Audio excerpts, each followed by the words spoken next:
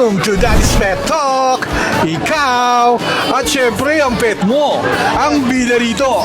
Nandito ngayon tayo sa Corn Snake Unlimited.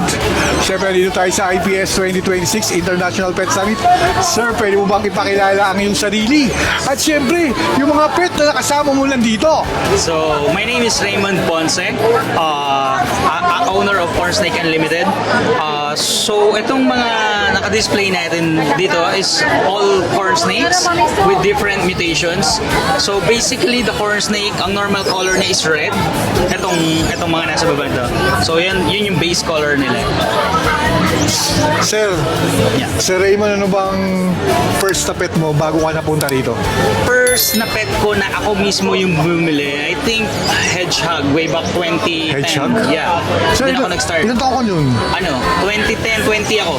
20? After graduate, I mean, doon pa lang ako nag-start since doon lang ako nag-start mag-work. So, meron na akong kita, nakabili na ako ng sarili kong pet. So, doon ako nagsimula sa hedgehog. Then, alam mo naman sa hobby natin, nadadagdagan ka ng species, ganito. Tapos mag-iiba ka ng species, something like that. First reptile ko is leopard gecko. Then, nakapag-breed ako way back 2011, 12. Nakapag-start ako ng corn snake way back 2014. Doon na nagsimula lahat. Sir, para sa kaalaman ng mga petok natin, mga pag-pet community natin, sir, Yeah. bakit tinawag silang corn snake, sir? Kaya sila tinawag na corn snake is dahil madalas, one of the main reason is madalas silang nakikita sa storage ng corn sa US. So yung species galing sa US, doon sila native. Ngayon yung mga farmers na nagpa-farm ng corn, ini-store nila yung mga mais doon sa barns. Now, yung mga corn na harvested nila, syempre pinipeste yun ng daga. So si corn snake, originally as called by red rat snake, so family sila ng rat snake. Ngayon, nagpupunta sila doon sa mga barns para makakain sila ng daga, which is yun yung namemeste. So, para naging best friend sila ng farmers. Si farmers, di ba, peste sa kanya yung daga. Si corn snake naman, pagkain niya yung daga. So, nag-exist sila doon ng hindi sila nag-aaway. Like, hindi sila pinapatay ng farmers. Yung snake, ang tingin sa tao, harmless tayo. Correct. Yeah. So, yun naman yung difference ng snakes dito sa atin dun sa kanila. Kasi sa atin, once may makitang snake, pinapatay. So, nai-imprint sa snake na once makakita sila ng tao, dangerous, di ba? Yung mga tao is dangerous for them. So, yun. And dun, madali silang nakuha sa wild, kinalagaan sa captivity, dun na nagsimula. Yun. Yes. Sir, paano ka napunta naman dito? Paano ka dinala rito ng mga tadhana? Actually, alaga ko ng snake, first time is 2013, ball python. Noong 2014, doon ako nakakuha ng corn snake. So, kasi pet lang, isang pair yung nakuha ko that time.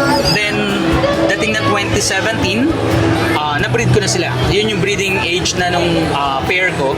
So, nakapag-start ako ng breeding, then nakapag-produce ako ng corn snake.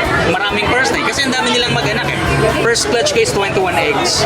Then, nagsi-second clutch pa sila. So, by that year, I think, meron akong more than 40 corn snakes. Then, na-release ko sila. Ang ginawa ko naman, bumili ako ng additional morphs. Yung different colors, nung wala pa ako. So, dun na. Para dun ako nag-grow. Mas nag-focus ako sa pag-aalaga ng corn snake. So, Sir, eto ba, may dream ka pa bang na gusto mong i-breed? Ano ba yung mga nasa isip mo or yung mga naisip mo lang na alam mong wala pang ganong kulay? Nag-imagine ka rin ba ng ganon? yes, of course. Kasi marami pa rin namang mga morph ng corn snake na wala pa dito sa atin. Pero mayroon akong best example dito. Kasi may nakuha ko way back 2018. Now, yung pewter na yun is solo lang siya na pewter. Nakuha ko din siya sa event way back then. Parang Reptile X event way back 2018. Now, since recessive yung gene niya, hindi siya maipapasa dun sa anak. Ang ginawa ko, yung anak niya, nag-keep ako ng pair. So, another 3 years. So, ngayon ko pa lang siya simula 2018, 2026 ko pa lang na-produce yung pewter tessera. This one. You know. So, ilang years siya in the making, di ba? So, ganun katagal. 8 years. Grabe yung patient mo rin, sir, Yes. ha? Ganun yung project. So, kung iisa lang talaga yung pyesa mo, kailangan mo siyang intayin. So, ganun mag-project. Kaya yung iba, kung hindi ka wala kang masyadong pasensya para para magganon ng project. So parang hindi para sa kanila yung pag-aalaga. Pero karamihan naman sa mga nagiging clients ko sa pag-aalaga ng horse snake, mostly pang pet lang talaga. I mean, hindi nila iniisip yung i-breed in future. Iilan lang, like yung kasama natin sa hobby, yun talaga yung nagtitink na yung magandang i-project in future or whatsoever. Pero mainly ng karamihan na kumukuha sa atin is pang pet lang talaga. Sir, gaano to lumalaki? Maximum nila is 5 feet. 5 feet? Yes. Laki-laki rin ha? Medyo mahaba siya pero maliit lang kasi siya. Like ganito lang yung beard niya. Oo. So medyo madali pa rin. Manageable pa rin siya talaga. Sir, sa pagpapakain, ano mga pinapakain mo dito, sir? Daga lang sila all throughout. So from baby na ganito, baby din na daga yung pinapakain namin. So pinky mice. Then nagbe-breed din kami ng sarili naming pangpakain. Karamihan ganun no? Yes, kasi marami kang pinapakain. Kung gagastos ka ng medyo masakit Mag-breed sa ka na bulsa, rin. mag-breed ka na lang. Para makamura. Yes. Pero, ang nangyayari naman, yung mga kumukuha sa amin, nagre-refer kami ng mga breeders naman na pwede silang bumili doon ng mga daga para continuous pa rin yung feeding. Sir, sa lifespan, sa matagal ka na naggaganito, mga ilan ang lifespan ng mga ganito? Average lifespan nila is over 20 years. Oh. Basta sa captivity. I mean, since inaalagaan mo sila ng maigi, aabot talaga sila ng 20 years. Tagal din, no? Yes. Sarap naman. Mas matagal siya sa mga pets na... Yeah, sa mga dogs and sa cats. And also, mas madali silang i-maintain kaysa sa pag-aalaga ng dogs and cats. Sir, may technique ka ba sa pagpapakain? Kung ilang weeks? Kung ano mga technique mo para yung mga pet community natin malaman kung ano mga dapat gawin? Basta susundin mo lang yung frequency. Pagka ganitong mga babies, ang frequency ng feeding namin is every 5 days. 5 days? Then pag nag 1 year old na sila, once a week na kami nagpapakain. So, ganun lang yung niya. Kaya sinasabi ko kanina, mas madali siyang alagaan kaysa sa dogs and cats. May oras ba yan, sir, araw para at least Wala naman. talagang kakainan talaga sila? Yes. And matatakaw sila. Also, yung sinasuggest namin na every 5 days na yun is, bro, proper na siya. Kasi yung iba, ang ginagawa, after nilang, what do you call this? After nilang ma-digest yung food, pinapakain na agad. Now, sa wild kasi, hindi naman ganun yung totoong nangyayari. Like, pagkatapos nilang kumain, pag na-digest na nila yung food, ipupoop nila, then mag-hunt na ulit sila. So, dapat meron ka pa rin time para, may buffer time ka para mag-stretch out yung snake mo before kumain ulit, para hindi siya ma-obese. Sir Raymond, sa mo kausap talaga, feeling ko marami na rin nag-a-admire sa'yo sa pag-breed mo. Sir, ano yung mga pwede mong, sa mga baguhan na gusto magkaroon nito, ano may papayo mo para at least may kahit mo sila na mag-alaga rin ng dito? Kasi may mga bata rito, sir, Yeah. tingnan mo naman yan. Hi! Talaga, di ba? So, Tulad niya mga sir, pwede ba sa kanila? Pwede as long as guided ng parents. Siyempre, nandiyan yung mga parents sila. Yeah. Pwede, di ba? Pwede. Madali. Hindi sila aggressive, docile sila, so okay lang silang hawakan ng mga bata. Basta lang, andyan ng parents kasi kawawa yung snake naman pagka yung bata lang ang may hawak. Nanggigil yung bata. Nanggigil or napisel or whatsoever.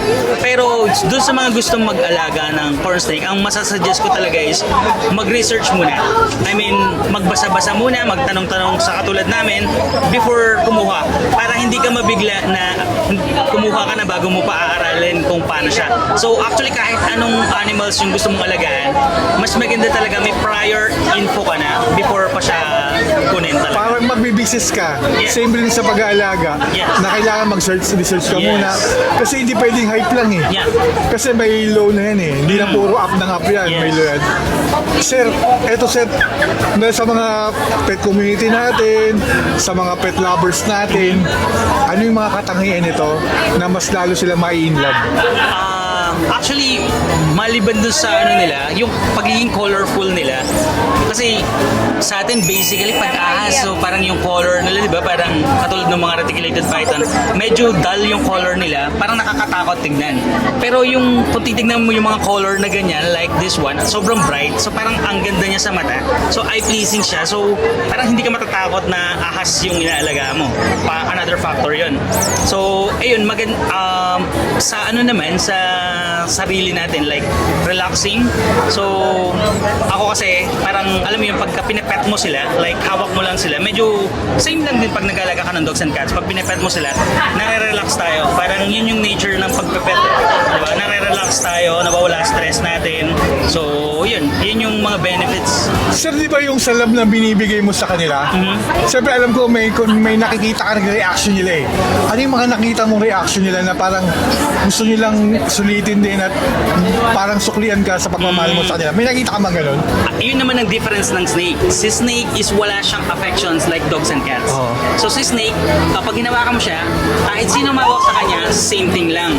Unlike si dogs and cats, like may affection ka talaga na kailangan mo ibigay yung requirement na ipet mo siya, iwalk mo siya, paliguan mo.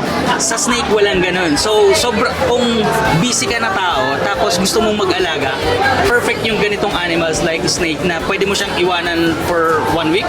Like, magbabakasyon ka, hindi mo siya iintindihin. So, pwede mo din siyang panoodin lang sa enclosure niya, kahit parang pag wala kang ginagawa. Or gusto mo siyang ilabas, pwede rin. Unlike sa dogs and cats, required na kailangan mo siyang ipet. Like, may affections dapat talaga. So, kasi si dogs and cats, meron siyang sa tao natin. Diba? Parang meron siyang connections talaga. Sa snake, walang ganun. Kumbaga, minimal lang yung bibigay Yes. mong effort. Pero, malamang pag ginawakan mo to, sir, Yeah, yung reward sa sarili mo. Oo. Sa amin naman mga breeder, ang isang napakagandang reward is parang yung ganito. Pag na-hit mo yung project na ang tagal mo nang tina-target, yun yung rewarding moment sa amin. Like, na-produce mo na siya, parang sold na yung project mo. I mean, completed. Ganun. Either mabenta mo siya or no, completed na yung project mo. Move ka na dun sa another project na another thing na magpapasaya sa'yo. Parang ganun. Sir Raymond siyempre nagpapasalamat ako dahil pinaunlaan mo itong interview dahil sa dami ng tao rito. Yeah. Grabe, di ba? Sir, anong message mo sa mga pet lovers na nag-aano nito na umaasam na magkaroon ng ganito? So, yun, syempre, katulad nga sinabi ko, mas magandang mayroon na silang prior knowledge before sila kumuha. And also, just in case na meron silang mga questions, like, wala pa silang idea, pwede kayong mag-message sa akin sa Corn Snake Unlimited. Walang bayad ang pagtatanong. So, ang mas gusto ko kasi yan sa community na nag-guide natin yung mga newbie na gustong mag-alaga para properly guided sila. Hindi naman mapabayaan yung snake. Mas lumaki yung community natin. Ito mga taga-pet community, mga ka-pet talk dito sa Corn Snake Unlimited, hindi siya madamot magbigay. Yes. At kasama mo siya mag-aalaga. Actually, sana rehoming mo sa kanya. Yes bro, actually kahit ano mo dyan sa iba, meron tayong mga friend dyan na kumuha siya natin way back then nakapag-breed na until gendering at until pag-identify nung anak nung mga nabili nila sa akin, lahat yan guided. Pero hindi tayo madamot sa information. So, i-guide natin sila all throughout. Kung mag-plan nila mag-breed or mag-pet lang, naka-guide kami dyan 100%. Sir Raymond, ang sarap mong kausap. Sana one day makapunta rin ako sa facilities Yeah, mo. for sure. Pero gusto talagang i-feature yung story mo rito sa Corn Snake, sir. Sure. Sa kung gaano pala kahalaga rin ito sa atin. Kumbaga, maraming matututunan, lalo na sa'yo na ibibigay mo talaga yung mga techniques, mga tips para at least lalo sila mag-alaga na ito. Sir, any message or shout out sa mga kapetok natin at siyempre sa mga pet community na grabe rito sa IPS? So lahat ng animal lover dyan, IPS 2026 dito sa SMX. Until Sunday pa tayo. So lahat ng gustong bumisit, visit lang kayo. Marami ditong pets and pet products. So kung mahilig ka sa hayop, may enjoy mo tong event na to. And it's free. So pwede kayo pumunta anytime. Free entrance, Yeah, free entrance. Sir, ano yung pwede nilang puntahan ka para masubaybayan nila at may message nila? Corn Snake Unlimited Corn Snake Unlimited Facebook page. Message nyo lang ako doon. Ako mismo yung sumasagot doon sa page na. Yun yung hands-on pala si Sir Raymond Siyempre Sir Raymond, nagpapasalamat talaga po ako Thank you, dude. na pinaunlakan mo itong interview to. Yeah. Dahil alam ko very busy ka rin dito. Siyempre itong yung Daddy Waxer ng Daddy's Pet Talk. Ikaw at siyempre yung mga pet mong nandito. Ang bida. Thank you, sir. Thank you. Vet check. swimming o simpleng lakad. Sa daddy's pet, you'll never be sad.